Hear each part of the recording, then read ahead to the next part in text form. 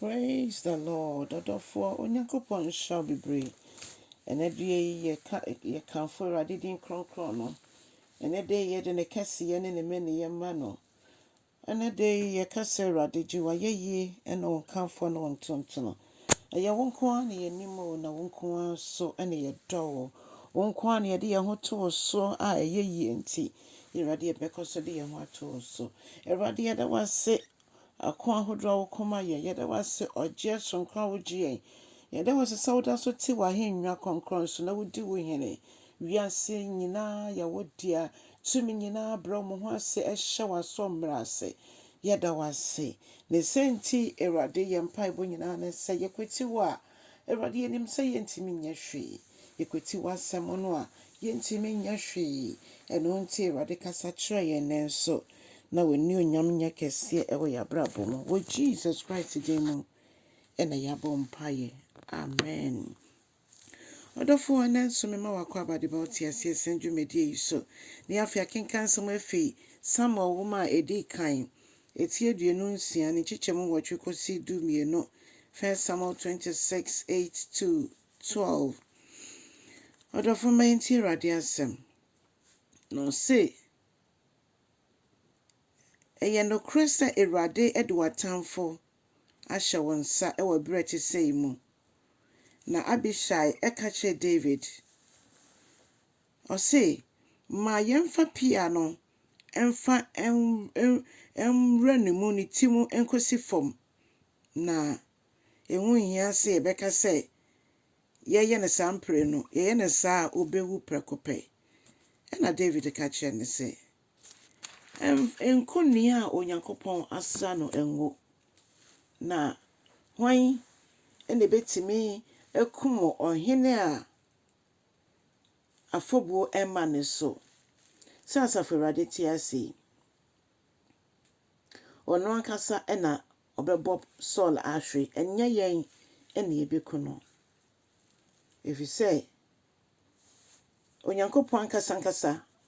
ono na awereto ɛwɔ no nti yɛngyae no sɛ ne nkokora bere mu sɛ da bɛn Onyankopɔn ɛne ne bedi na ɛmpare yɛn sɛ yɛbɛku ni a Onyame asra ne ngo na mmom fa ne pia no ɛne yɛbɛka sɛ nia ne nsuo ɛwɔ mu kɔpo a ne nsuo ɛwɔ mu a esi ne nkyɛn no yina yɛnkɔ na ɔfaaye Abishai a ɔyɛ David na koa no ɔfaaye na afei ɔka kyerɛ sɛ ɔsɛ de enyane no ma yɛmfa ne yɛnkɔ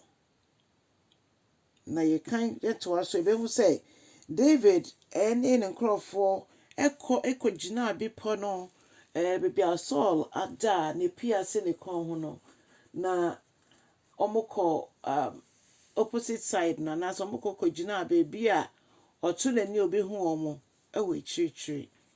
na ɔmo tie mo frɛ no na n'ani ti yɛ no no ahu sampa sɛ nka David pɛ sɛ oku no a nka oku no efisɛ Onyankopɔn de nda hɔ nso ɛto David ɛto Saul ɛne n'akyidifo nyinaa ɛso. Ɔdɔfoɔ ɛko wei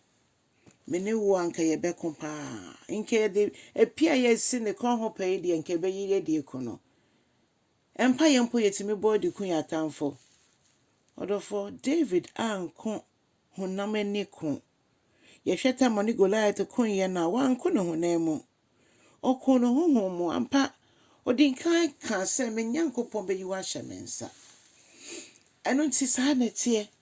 aboa kɔdeɛ wɔ hɔ sɛ ɔpɛ sɛ ohwum aboa bi a ɔde ne kɔ soro aboa asase so ontimi no aboa asase so nipa hu na odwane no ɔkɔdeɛ pagya no kɔ soro a na wagyae no mu abɛhwe fam ɛma na yɛ mmerɛ na wɔsan bɛhure si ne so awe ne nam saa na tie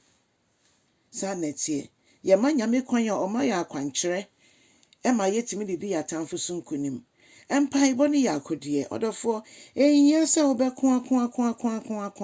dabi obi timi kɔ me maame yɛ me papa yɛ me no de nkranteɛ na ɔde kosi ne so dabi ɔko no nyɛ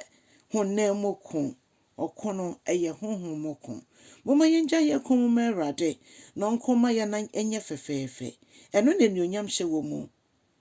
so na nka so hu se na nkonyam ye yi na hye David nsem nso David enkono odofo mensua David